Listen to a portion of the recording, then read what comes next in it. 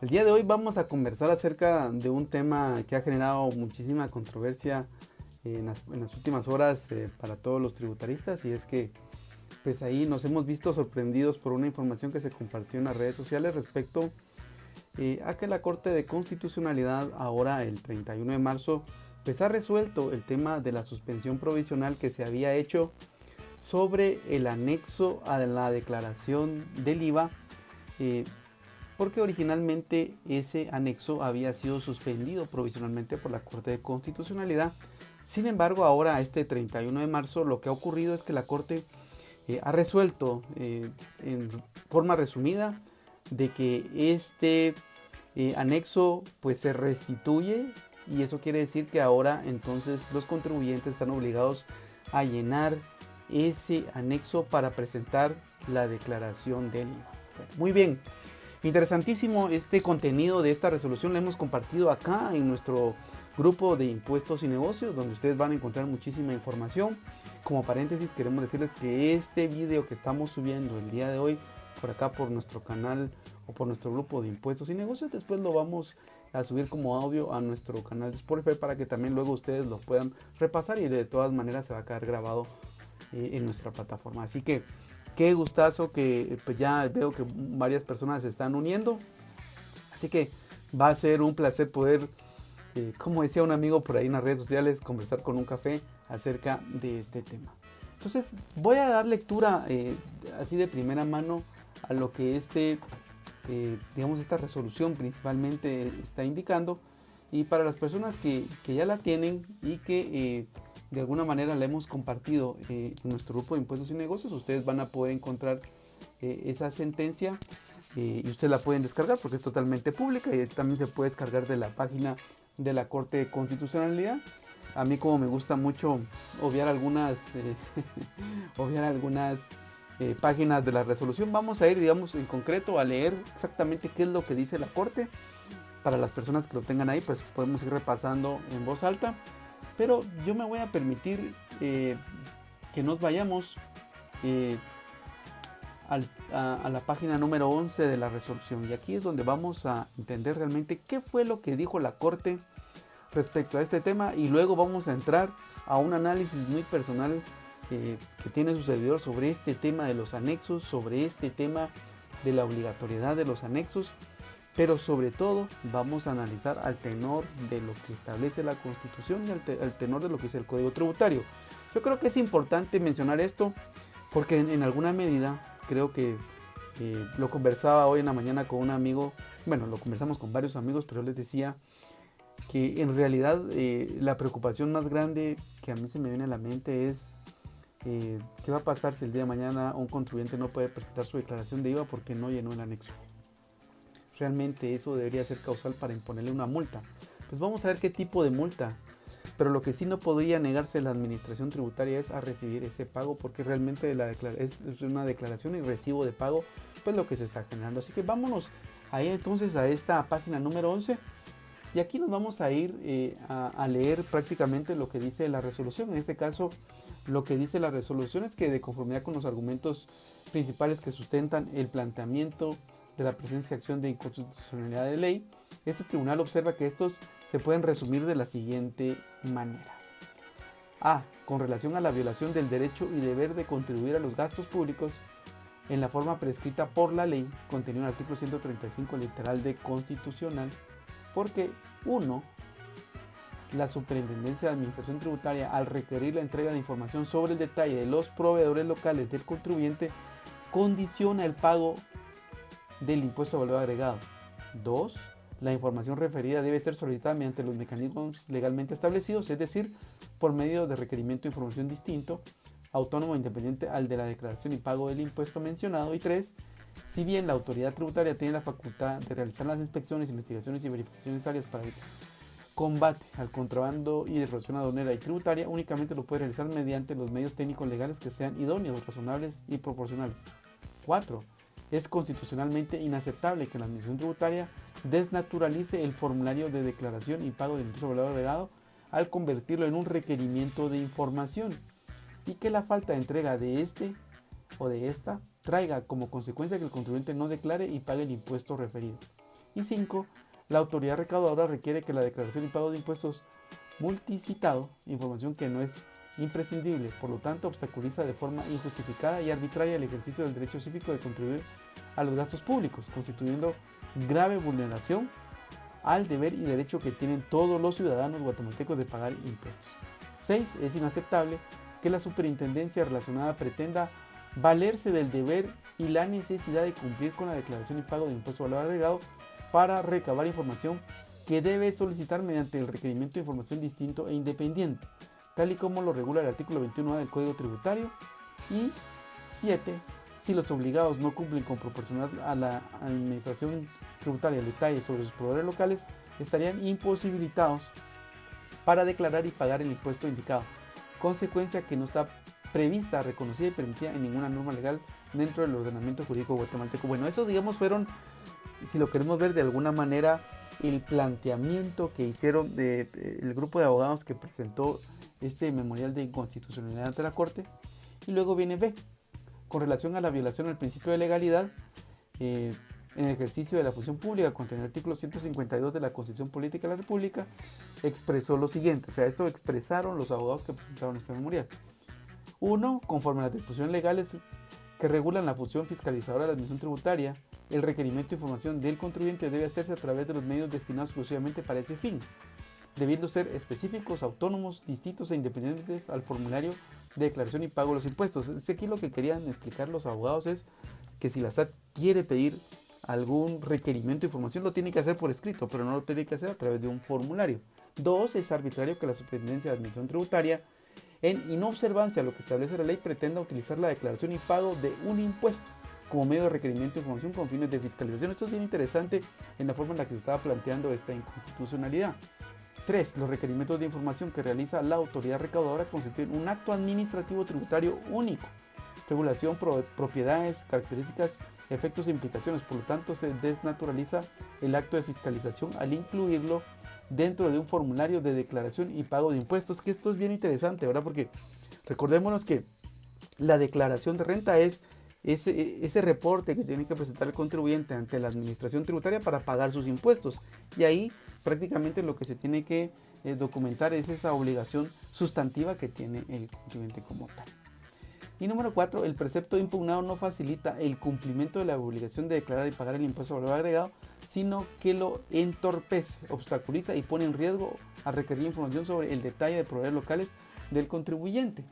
5. El artículo 98, numerales 2 y 3 del Código Tributario regula el requerimiento de declaración y pago como un acto administrativo tributario, distinto, independiente y autónomo de los otros actos de fiscalización que lleva a cabo la administración tributaria. 6. Conforme al artículo 3, numerales transliterales H y U de la Ley Orgánica de la Superintendencia de Administración Tributaria, la tal autoridad debe establecer y operar mecanismos e instrumentos tecnológicos, medios, procedimientos y sistemas para facilitar el cumplimiento de las obligaciones tributarias. Esto sí es bien importante porque la administración tributaria lo que es una oficina de cobranza, una oficina de fiscalización al mismo tiempo, pero debe establecer mecanismos para que ese cobro como tal pues sea práctico y sea ágil, lo cual se incumple mediante el precepto impugnado, ya que se obstaculiza injustificadamente requerir en forma obligatoria la entrega de información sobre el detalle de los proveedores locales de los obligados.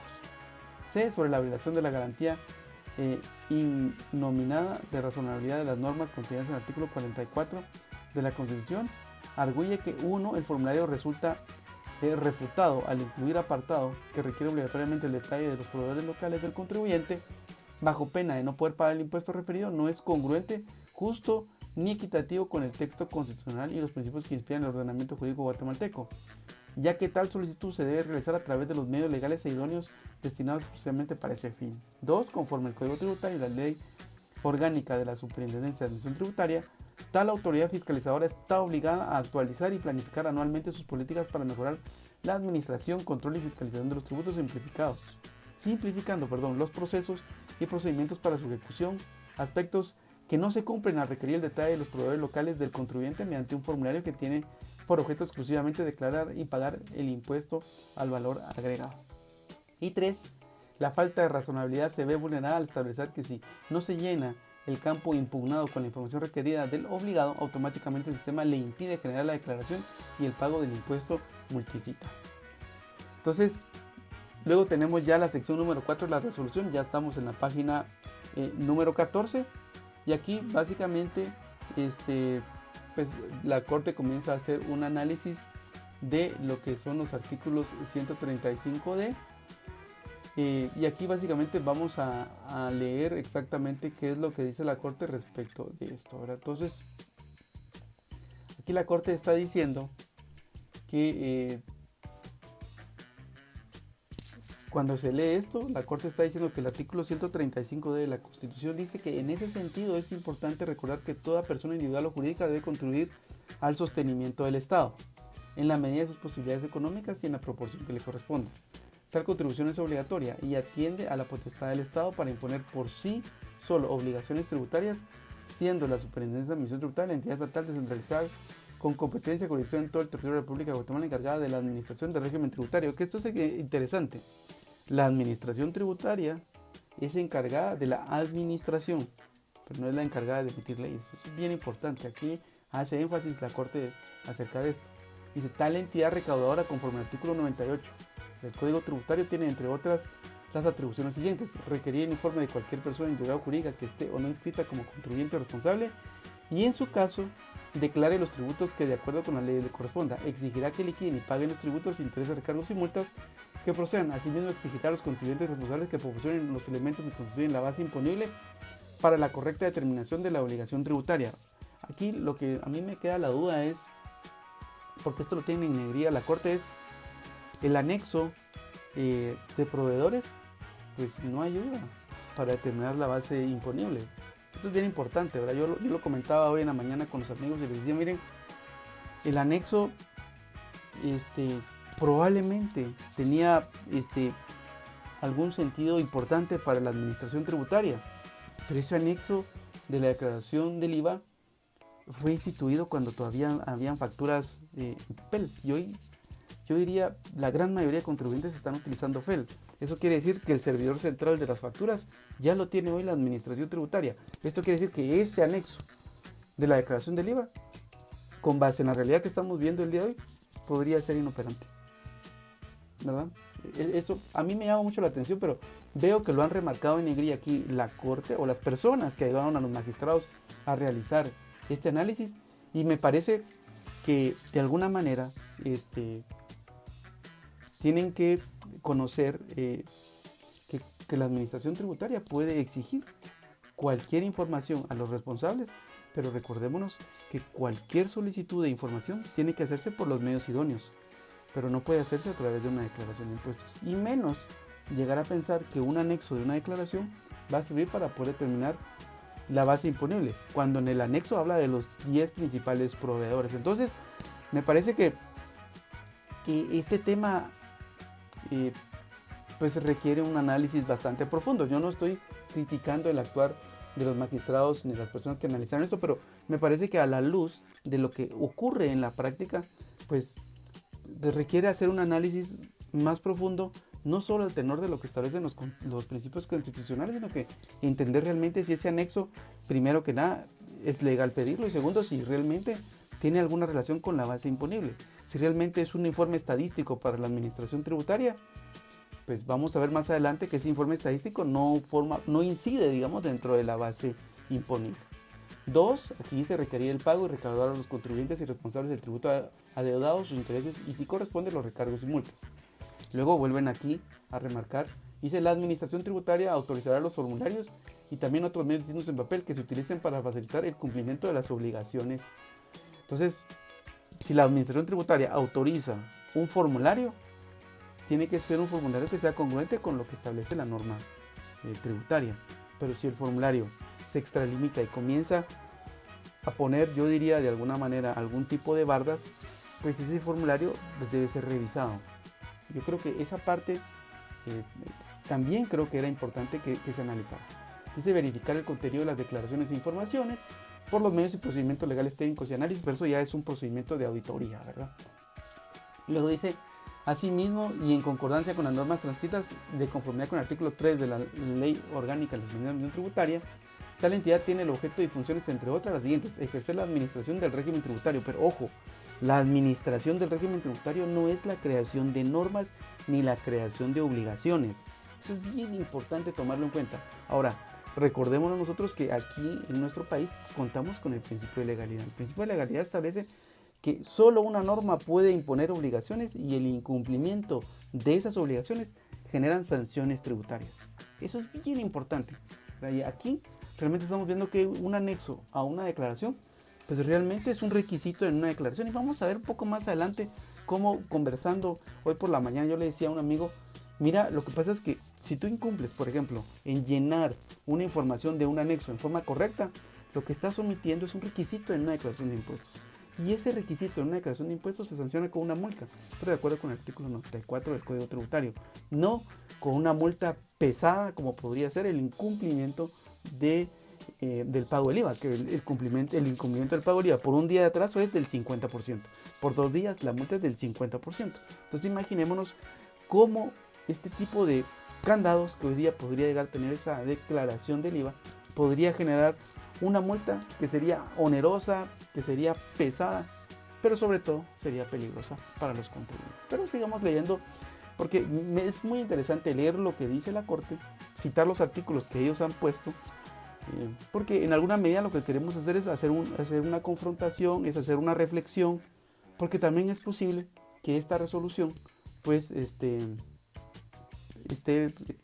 con un análisis que desde mi perspectiva muy particular esté parcialmente completo. Entonces veamos aquí, y luego dice que entre otras funciones pues el fisco ejercerá la administración del régimen tributario, aplicará la legislación tributaria, la recaudación y control y fiscalización de los tributos internos y todos los tributos que darán el comercio exterior. Pero aquí se van ellos hasta el inciso D y lo ponen en negría. Dice, organizar y administrar el sistema de recaudación, cobro, fiscalización y control de los tributos a su cargo. Pero recordemos que es organizar y administrar, pero no imponer, yo diría de alguna manera, obligaciones que no están en las normas. Yo creo que esa es la delicadeza que hay que tomar en cuenta cuando estamos analizando este tema. Luego el inciso H dice establecer y operar los procedimientos y sistemas que facilitan a los contribuyentes el cumplimiento de sus obligaciones tributarias. Ok, estoy de acuerdo. Hoy día, por ejemplo, Declaraguate para mí es la mejor plataforma para presentar declaraciones de Centroamérica. Guatemala sigue siendo pionero en el tema de establecer mejores formularios.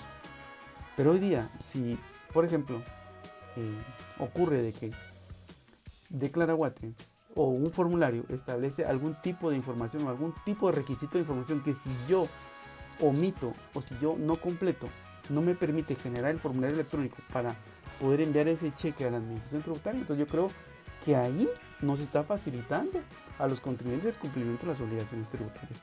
Un ejemplo muy fácil que yo quiero poner, yo me recuerdo de esto cuando comenzó hace muchos años, fue el tema del NIT que se tenía que agregar del auditor en la declaración anual de impuesto a la renta cuando un contribuyente está obligado a presentar estados financieros para propósitos del impuesto a la renta, ya sea que sea contribuyente especial o bien agente de retención de IVA. Entonces, en el principio, ese formulario no permitía que si un contribuyente no reportaba quién era su auditor, no le permitía pasar, y eso estaba mal. Porque si un contribuyente no cumple con la obligación de presentar sus estados financieros auditados, a lo que se hace acreedor es igual. Otra vez regresamos a una multa formal, que en este caso es de 5,000 quetzales. Pero no por eso debía de pararse el proceso de presentar la declaración anual y pagar el impuesto. Entonces yo creo que este anexo de la declaración del IVA, que si alguien está obligado a presentarlo, o bien se debe de completar, y si no lo completa correctamente o no lo hace, pues entonces lo que está omitiendo es un requisito en una declaración de impuestos. Pero yo creo que llevarlo de tal manera de que el sistema no permita que la administración tributaria perciba esos cheques, esos pagos de impuestos, me parece que tal vez en su concepción eso debe ser revisado, porque no es el espíritu de lo que la administración tributaria hoy está buscando, y menos ahora con FEL, donde ya la información la tienen pues en su servidor central, como lo hemos dicho, ¿verdad? Luego me voy a pasar algunos artículos para seguir buscando. Y luego dice que conforme las normas citadas en los párrafos procedentes, establece que la Superintendencia de Administración Tributaria, con objeto de establecer un procedimiento para pagar el impuesto de valor agregado, autorizó el formulario SAT 2037 denominado IVA general régimen declaración jurada, incluyendo entre el del apartado denominado detalle de proveedores locales, crédito fiscal del cuadro 5 y apartado reprochado, en donde la autoridad recaudadora requiere que el contribuyente indique el detalle de sus proveedores locales. En ese sentido, analizar el apartado impugnado junto con la norma constitucional y el criterio jurisprudencial citado, este tribunal determina que la Superintendencia Tributaria no limita el deber de contribución a los gastos públicos como un deber y derecho cívico que los guatemaltecos ni condiciona el pago del impuesto obligado, porque no impide que el responsable obligado cumpla con tal deber de contribución, sino que únicamente ejerce un control para la depuración de sus deberes tributarios. Ojo, yo creo que aquí las personas de la Corte que estuvieron analizando esto no se dieron cuenta que el sistema no permitía de que una persona generara su formulario de declaración. O sea, está bien que se imponga un anexo, pero que ese anexo no genere, entonces que uno no pueda darle congelar al formulario, que no pueda generar el formulario 2011, entonces pagar. O sea, creo que aquí lo que no llegaron a concluir es que realmente como está configurado el sistema de hoy, el día de hoy, bueno, o hasta antes de la suspensión, sí había un problema porque las personas tenían que cumplir con este tipo de información. Entonces me parece que esta parte, si bien es cierto, la administración tributaria puede pedir la información que quiera, que eso es totalmente correcto. Si no se puede pagar el impuesto, creo que sí hay un incumplimiento de parte de la administración tributaria, porque no se puede negar a recibir los cheques, menos en un país donde lo que queremos es incrementar el cumplimiento tributario. Me parece que esta parte debe de revisarse no solo por la Corte, sino que también por la misma administración tributaria, porque lo que se necesita es que la administración tributaria recaude más, ¿verdad? Aclarando que tal y como se observa en los artículos citados, la administración tributaria puede requerir a los sujetos pasivos del impuesto por valor agregado que proporcionen elementos, datos y detalles que constituyen la base imponible para la correcta determinación de la obligación tributaria. Ojo, ese detalle no va a mostrar la determinación de la obligación tributaria porque no es el libro de ventas completo. O sea, me parece también aquí que aquí hay algún tipo de, digamos, de falta de análisis. O sea, ese anexo no va a presentar la base tributaria sobre la cual se está calculando los impuestos. Ese solo es un informe estadístico. La administración tributaria lo que necesitaba saber era cuáles eran los proveedores más importantes. Pero no necesariamente eso lo que hace es determinar la base imponible. Ahora bien, si ese informe estadístico, si un contribuyente lo incumple, regresa otra vez, es una omisión en una declaración de impuestos. Pero hoy día, como estaba configurado el sistema, no dejaba pasar. Entonces creo que esa parte sí es bien importante que la revise, no solo la Corte, sino que también creo que la propia administración tributaria, porque me parece que la administración tributaria en lo que más está interesado es en que los contribuyentes cumplan con sus obligaciones, pero no imponer un tema meramente tecnológico que no permita que ese formulario llegue a la administración tributaria. Entonces, yo creo que la mayor preocupación aquí que hay es que ese formulario hoy esté configurado de tal manera de que sea una obligación que se complete para poder generar el pago. Creo que en realidad la obligación de fondo es el débito fiscal que se debe reportar, o bien el crédito si está en esa posición la compañía, pero no necesariamente condicionar a que se complete ese anexo para poder recibir ese cheque. Imaginémonos, si lo vemos en lo privado, imaginémonos qué pasaría si un cajero el día de mañana se niega a recibir el pago de un cliente. O sea, ¿qué pensaría la persona dueña de un negocio? Que una persona se niega a estar recibiendo los pagos de un cliente. Pues inmediatamente se le va a llamar la atención al cajero, mira qué te está pasando. De igual manera podría llegarse a pensar aquí, la administración tributaria es la oficina de cobranza del Estado, ¿verdad? Y como oficina de cobranza establece los formularios para poder recibir esos recibos de pago. Y esos formularios pues deben de tener la información que la administración tributaria necesita para poder observar cuáles son esas bases que utilizó el contribuyente y luego pues en alguna medida después de hacer los procesos de fiscalización. Pero me parece que en alguna medida hoy día ya ese anexo pues podría ser inoperante para la misma administración tributaria, partiendo de la base, regreso otra vez, que la gran mayoría de contribuyentes hoy utilizan FEL y el servidor central de facturas lo tiene la administración tributaria. Me parece que hoy día ya no ni siquiera sería necesario, ¿verdad? Entonces vamos a seguir dando lectura a esto para poder entenderlo. Bueno. Luego dice que se aclara que tal y como se observa en los artículos citados, la administración tributaria puede requerir a los sujetos pasivos del impuesto sobre el agregado que proporciona elementos, datos y detalles que constituyen la base imponible, que ya lo hemos comentado, ¿verdad? Luego, lo cual no contraviene la potestad de requerir información a personas individuales o jurídicas cuando se encuentren en ejercicio de su facultad fiscalizadora. Creo que aquí sí hay una diferencia.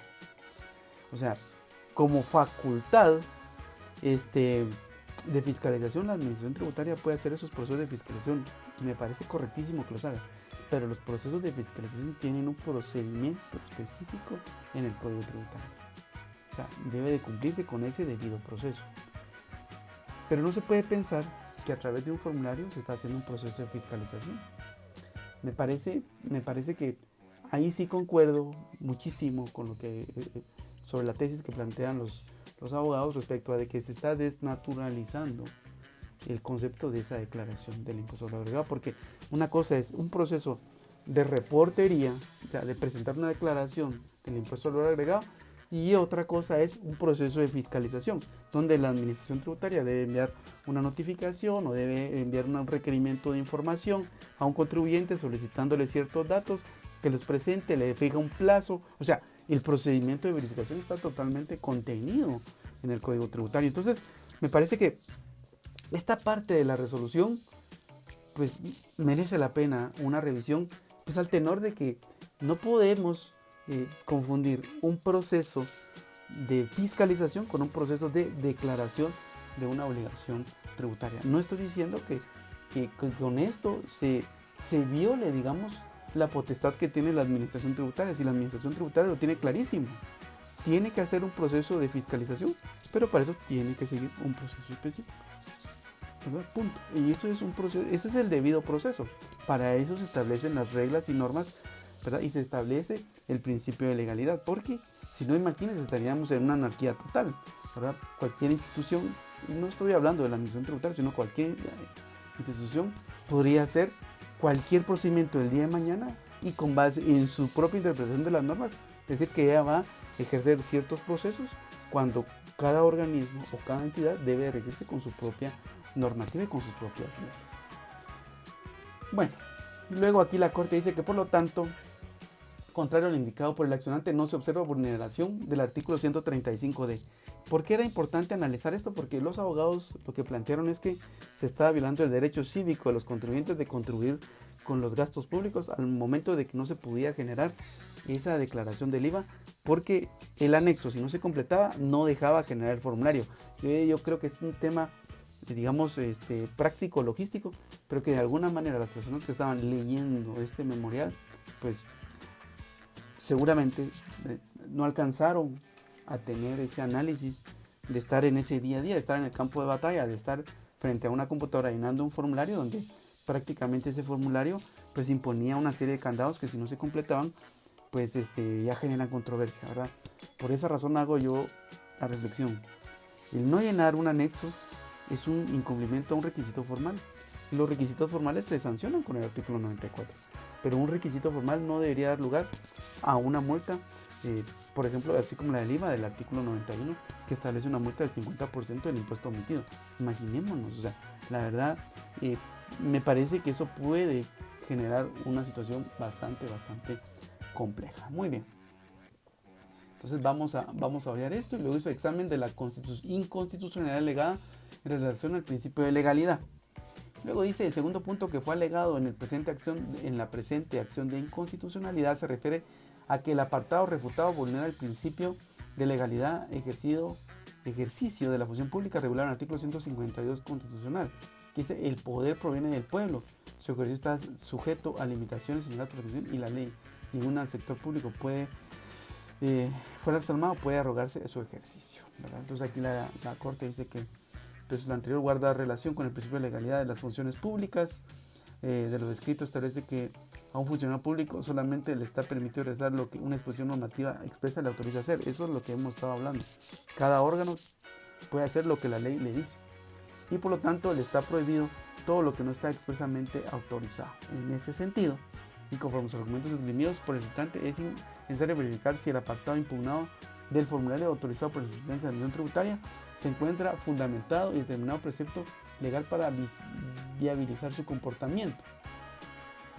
Vamos a ver, la administración tributaria puede autorizar cualquier tipo de formulario. Lo que me parece a mí aquí es que, en definitiva, ponerle un candado a un formulario para poder liquidar una obligación tributaria, me parece que esa es la parte que se transgrede aquí. Creo que sí, en este sentido, me parece interesante que la Corte no llega a advertir ese tipo de posibilidad o ese tipo de vulneración de derechos que pueden haber, ¿verdad? Y yo aquí regreso otra vez, pongo el ejemplo de ese cajero que se niega a recibir el pago de un cliente. Entonces imaginémonos, o sea, no me parece congruente que se establezca un mecanismo que más bien genere un candado que no permita recibir un cobro. Porque lo siguiente que podría pasar es que la administración tributaria sí puede recibir, por ejemplo, una declaración de IVA sin anexo. Llama al contribuyente y le dice, mira, no me presentaste el anexo, tienes una multa, presentámelo. Entonces le manda la notificación y luego le puede pedir la información de los proveedores mediante un requerimiento de información y da 3 días para que lo presente. Y si no lo presenta, entonces ya es resistencia a la acción fiscalizadora. O sea, me parece que hay otro tipo de mecanismos y de hecho el Código Tributario lo reviste y lo establece. Entonces ahí creo que sí, sin temor a equivocarme, creo que este tipo de resoluciones, me parece que este tipo de iniciativas que parecen ser muy buenas, pues a la luz de lo que podría ocurrir deben de revisarse de tal manera pues que en definitiva sí contribuyan con información importante para análisis de parte de la administración tributaria, pero que eso no genere, digamos, de ninguna manera algún tipo de detrimento de la recaudación tributaria, ¿verdad? Entonces aquí pues la Corte establece que las facultades están a establecer los procedimientos para el pago de los impuestos, los cuales tienen carácter obligatorio, puesto que sirven para el sostenimiento del Estado, para que se puedan cumplir sus fines. Yo creo que nadie está en desacuerdo que la administración tributaria puede plantear los formularios que quiera. Es más, yo creo que se ha hecho un muy buen trabajo. Por eso es que, lo vuelvo a insistir, la administración tributaria guatemalteca es la mejor de Centroamérica. Pero también hay que concluir también de que hay áreas de mejora y este es un punto que seguramente se debe de mejorar. Bueno, luego voy a ver aquí varios párrafos. Ya estoy llegando a la página número 21. Recuerden que comenzamos en la página número 13. Ahora vamos ya por la página número 21. Y aquí vamos a ver algo que dice la Corte. Está citando el artículo 112 y 112A y dice: aunado a lo expuesto, es importante recalcar que los contribuyentes están obligados, conforme a los artículos 112 y 112A del Código Tributario, entre otras responsabilidades, a proporcionar a la administración tributaria información que requiera frente a actos, contratos u otros hechos o relaciones mercantiles con terceros, y a revisar los registros informativos que contengan información relacionada con la realización de hechos generadores de tributos o al registro de sus operaciones contables o tributarias. Perfecto, estoy totalmente de acuerdo. El Código Tributario establece que la administración tributaria puede hacer esos procedimientos, pero de acuerdo con ese debido proceso. O sea, debe haber una notificación por escrito. Pero no se puede pensar que eso se haga mediante un formulario, porque entonces sí estamos desnaturalizando el proceso de fiscalización. Una cosa es el procedimiento de la autodeterminación de la obligación tributaria y el proceso de verificación, que es el proceso posterior, donde ya la administración tributaria tiene que revisar las declaraciones de impuestos, llamar a un contribuyente, apersonarse y pedirle una serie de datos. Pues ese ya es el proceso de fiscalización que debe hacer la administración tributaria, pero eso no se puede hacer al mismo tiempo, ¿verdad? Eso no se puede hacer. Pero creo que aquí, ¿verdad?, me parece que es importante que lo remarquemos, pues con el único propósito de presentar una crítica constructiva, porque este tipo de resoluciones me parece que podrían estar, como digo yo, en forma muy, no están completas, están en forma muy parcial. Y luego dice: en ese sentido se puede establecer que la información requerida lo que presenta es tener elementos de los contribuyentes para determinar la base imponible. No estoy de acuerdo. El anexo no se tienen elementos para formar la base imponible. De hecho, la administración tributaria recibe la información detallada para determinar la base imponible, ¿verdad? Que son los asistelibros. Bueno, hoy día los asistelibros ya ni siquiera funcionan porque regresamos. Ya está FEL. Ya eso, para mí, ya debería estar fuera, ¿verdad? Pero la administración tributaria sí recibe la información detallada de parte de los contribuyentes y no necesariamente debería estar en esa declaración del IVA. Estamos duplicando o triplicando la información y eso creo que, como yo lo he dicho en muchas ocasiones, Pero ya desde el punto de vista del ejercicio profesional, al equipo de trabajo les digo, señores, cuando ustedes pidan una información, analicen bien qué tipo de información van a pedir, pero que sea una información concreta y concisa que les ayude a alcanzar las conclusiones. Porque si no, después ustedes se van a llenar de un montón de papeles de trabajo, que a la hora de poder justificar qué hicieron con esos papeles no van a poder saber qué hicieron. Y aquí creo que me parece que sí hay una fuente de información por muchos lados donde la administración tributaria está teniendo estos datos. Luego dice, por motivos reseñados, la Corte estima que el segmento impugnado no causa lesiones a la Constitución Política de la República de Guatemala, específicamente el artículo 152, que yo creo que no se está lesionando la Constitución, se lesiona a los contribuyentes. Me parece, por eso regreso, me parece que este tipo de este tipo de candados que tenía la declaración de IVA, pues, estaba lesionando a los contribuyentes, no tanto a la Constitución, porque la Constitución no se daña con esto. Pero bueno, yo creo, por eso les digo que sí me parece que hay que hacer un análisis bastante profundo de este tipo de temas, y es lo que estamos tratando de hacer el día de hoy, pues porque es un tema que nos apasiona. Bueno, y luego dice, examen de la inconstitucionalidad alegada a la violación de la garantía innominada de la razonabilidad de las normas. Aquí básicamente lo que se está alegando es que pues que la Corte ya dijo algo acerca de esto, entonces no lo vamos a entrar a ver. Luego dice de la condena de costas y la imposición de multa, pues aquí dice que no se condena, y finalmente con eso concluye la Corte de Constitucionalidad, donde declara sin lugar la acción de inconstitucionalidad. Bueno, digamos, esto fue lo que dijo la Corte. Hemos hecho un pequeño análisis. Ahora bien, regresamos al análisis que su servidor tiene sobre este asunto. La verdad que yo le comentaba a un amigo que a mí siempre me ha gustado muchísimo analizar las normas. Comencé esto hace más de 20 años. No es ninguna justificación, pero la verdad es de que una fuente de derecho que me gustó muchísimo y desde hace muchos años aprender, digamos, para poder entender las normas, eran las resoluciones de la Corte de Constitucionalidad, y por esa razón me gustó mucho poder volver a regresar a esto para poder entender qué es lo que decía esta Corte. Pero el fundamento de las anteriores Cortes, pues me parecía que en alguna medida era bastante profundo para poder llegar a concluir si una norma estaba violando o no los derechos constitucionales, o bien transgrediendo alguna norma constitucional o alguna norma legal, ¿verdad? Entonces, sí me parece interesante poder analizar esto. Mi primera experiencia que tuve sobre un tema constitucional lo tuve en el año 99, no se me olvida, era la regla de los gastos no deducibles sobre rentas exentas cuando existía a nivel del reglamento, y fue uno de mis primeros casos. En mi segundo caso, yo tengo el gusto de poderlo decir así abiertamente, yo participé en la defensa del tema del diferencial cambiario, que se ganó con el decreto 2692, y ahora ya hay muchas resoluciones de eso. Entonces, en alguna medida hemos recorrido un camino bastante largo, que lo que nos ha permitido es acumular experiencia y poder compartir esa experiencia con cada una de las personas. Entonces, para mi gusto personal, en el caso de una declaración de impuestos, pues lo que se está buscando es que se declare las obligaciones tributarias de los contribuyentes. Los anexos, por lo tanto, no forman parte de la determinación de la base imponible, sino que simplemente aportan datos estadísticos de determinada información que necesita la administración tributaria.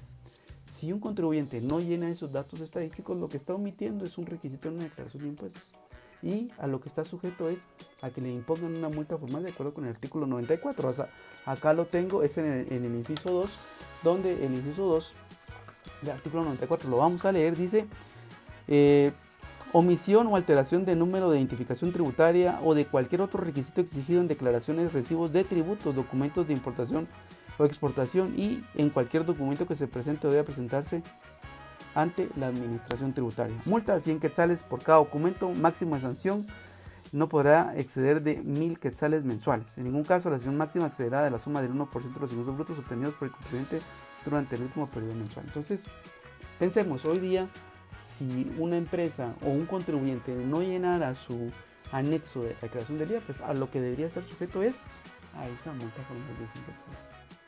Y en automático eso debería levantar un semáforo rojo para que la administración tributaria levante el teléfono, o bien le mande un correo electrónico diciéndole: señor contribuyente, usted no presentó su anexo, le pedimos por favor que lo presente y aquí le mandamos su recibo con su multa para que usted la pague, ¿verdad? Entonces le damos X plazo para que cumpla con esto y si no, pues vamos a iniciar este proceso de fiscalización o este requerimiento por escrito que podría tener sobre ese caso en particular. Pero eso no debe de generar una imposibilidad para el contribuyente de cumplir o de presentar con su declaración del IVA. Me parece que ese tipo de situaciones no deberían de estar configuradas de esa manera. Si fue un error de configuración del formulario, pues yo quisiera pensar que fue de esa manera y que se puede resolver para que los contribuyentes pues prácticamente cumplan con esa obligación tributaria. Algo que es bien interesante y me gustaría recalcarlo es que dice el artículo 239 de la Constitución que establece el tema del principio de legalidad. Repasémoslo así muy rápidamente porque yo creo que es importantísimo entender qué establece el artículo 239 referente a ese tema. Y dice, corresponde con exclusividad al Congreso de la República decretar impuestos ordinarios y extraordinarios, arbitrios y contribuciones especiales conforme a las necesidades del Estado y de acuerdo a la equidad y justicia tributaria, así como determinar las bases de recaudación, especialmente las siguientes: A. El hecho generador de la relación tributaria. B. Las exenciones. C. El sujeto pasivo del tributo y la responsabilidad solidaria. D. La base imponible y el tipo impositivo. E. Las deducciones, los descuentos, reducciones, recargos. Y F. Las infracciones y sanciones tributarias. ¿Verdad? Entonces, todo eso debe estar contenido en una norma. Y luego dice, son nulas ipso iure las disposiciones jerárquicamente inferiores a la ley que contradigan o tergiversen las normas legales reguladoras de las bases de recaudación del tributo. Las disposiciones reglamentarias no podrán modificar dichas bases y se concretarán a normar lo relativo al cobro administrativo del tributo y establecer los procedimientos que faciliten su recaudación. Entonces, pensemos, ¿qué pasa si el día de hoy un anexo de la declaración del IVA impide que un contribuyente presente su declaración y pague el impuesto? Si el contribuyente no presenta su declaración y paga el impuesto, pues entonces lo que le van a imponer va a ser la multa del artículo 91 del Código Tributario. Y ahí dice que la multa del artículo 91 es pago extemporáneo de tributos retenidos, percibidos y del impuesto de valor agregado. Y la multa que tiene eso es del 100%, o bien si el responsable del pago lo hiciera en efectivo antes de ser requerido por la emisión tributaria, la sanción se reducirá en un 50%. Imaginémonos que sea una declaración de impuestos de 1 millón de quetzales. Por no tener disponible ese anexo, tiene que pagar una multa de 500,000. O sea, me parece que ese no era el espíritu. Aquí, prácticamente, lo que está diciendo la norma es que se deben de establecer el hecho generador de la relación tributaria, que es la venta de bienes y servicios. Las exenciones, el artículo 7 de la ley de IVA establece cuáles son. El sujeto pasivo, también se establece quiénes son los contribuyentes del artículo 2. La base imponible y el tipo impositivo, los tenemos totalmente redactados dentro de la ley del IVA. Las deducciones, los descuentos, reducciones y recargos, los tenemos en el artículo 15, 16, 17 y 18.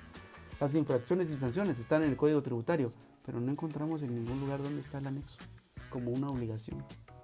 Como una obligación que hoy día su incumplimiento generaría el problema de pagar una multa del 50%. Entonces me parece que yo creo que este es un tema que debió haberse revisado, analizado un poquito más profundo por parte de la Corte de Constitucionalidad, por parte de los asesores o por parte de los equipos que han estado viendo este tema, porque me parece que podríamos estar ante una línea que puede generar controversia terrible. Y cuando hablo de controversia terrible, un tema que va conectado con esto es el tema de la seguridad jurídica.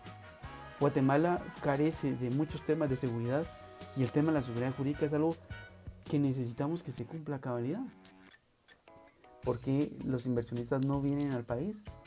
Porque no solo estamos viendo un esquema de inseguridad en las calles el día de hoy, sino también un esquema de inseguridad jurídica. Vemos cómo las grandes compañías ya no están haciendo inversiones en Guatemala, se están yendo a otros países de Centroamérica. ¿Y qué pasa entonces? Guatemala se queda sin inversión externa. Y este tipo de decisiones como estas, sin revisarse a profundidad, también generan impactos económicos negativos a nuestro país. Entonces, ¿cómo vamos a salir nosotros de este subdesarrollo económico si no tenemos una seguridad jurídica? En realidad, el análisis que yo comentaba con un amigo, insisto, hoy por la mañana era Mira, lo que necesitamos es una corte que resuelva el tenor de las normas legales. Una corte, pues, tal como lo dije, una corte como se resolvía hace muchos años. Que se analicen los temas profundamente, que se analicen los impactos económicos, pero que no se analicen sin agotar todos los temas.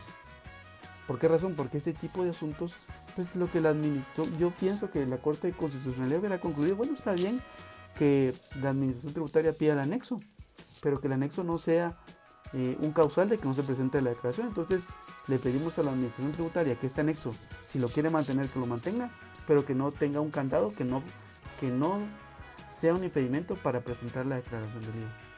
Para eso hay sanciones tributarias, porque solo es un requisito de una declaración.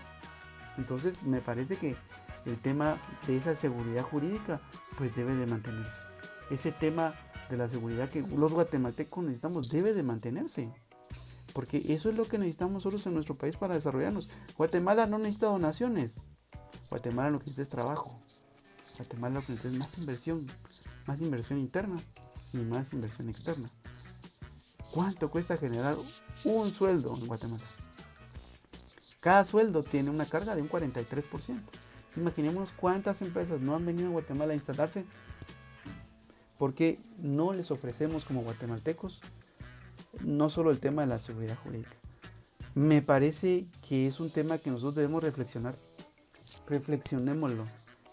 No solo es importante el análisis de las leyes tributarias, pero también a la luz, yo creo que de los funcionarios públicos. Los funcionarios públicos tienen una responsabilidad muy importante y es formar parte de esa cadena económica en función de los beneficios económicos que espera el Estado, que espera el país. Si Guatemala es la economía más grande de Centroamérica, somos el país más grande, es el país más bonito, tenemos todo lo mejor. Entonces yo creo que debemos más bien unirnos para poder lograr cosas mejores. Y este tipo de cosas, pues lo que nos deberían de alentar es a decir, inventemos la plana, hagamos las cosas como corresponde. ¿Verdad? Si la administración tributaria insiste en pedir un anexo, está bien que lo pida, pero que ese anexo no sea, o que no sea, que no genere un candado para no pagar un impuesto. Me parece excelente la información que la administración tributaria lo está haciendo. Me parece excelente todos los procesos de modernización que están haciendo. Estoy totalmente de acuerdo. Pero con lo que no estoy de acuerdo es con que los procedimientos se vuelvan burocráticos y que esos procedimientos generen incumplimientos tributarios o que generen otro tipo de situaciones que definitivamente no ayudan a nuestro país. Así que ese es el análisis que queríamos hacer el día de hoy. Los invitamos a que nos puedan seguir en nuestro canal también de YouTube. Recuerden, tenemos muchísimo contenido para todos ustedes. Los invitamos a que se suscriban y que hagan crecer nuestra comunidad, porque yo creo que cada vez que hacemos crecer un proyecto de estos, pues logramos compartir conocimiento a muchísimas personas y si en algo podemos servirles a todos ustedes, la verdad que siempre va a ser un placer y una satisfacción. Así que recuerden, estamos en Patreon para las personas que quieran un nivel muchísimo más alto con temas muchísimo más complejos. Ahí está nuestro canal de Patreon. Tenemos Spotify, donde ustedes van a aprender como el ABC de los impuestos. Nuestro canal de YouTube, que yo diría que es un término intermedio, ya llegando a un poco más complejo. Y aquí en nuestro grupo privado de impuestos y negocios en Facebook, pues vamos a tener una cantidad de información que pues definitivamente lo que busca es ayudarles a ustedes a comprender muchísimo este mundo de los impuestos, porque recuerden que el mundo de los impuestos tiene connotaciones y de tipo económico. Así que estén bien, qué gusto que nos hayan acompañado el día de hoy. Cuídense, un abrazo, buenas noches.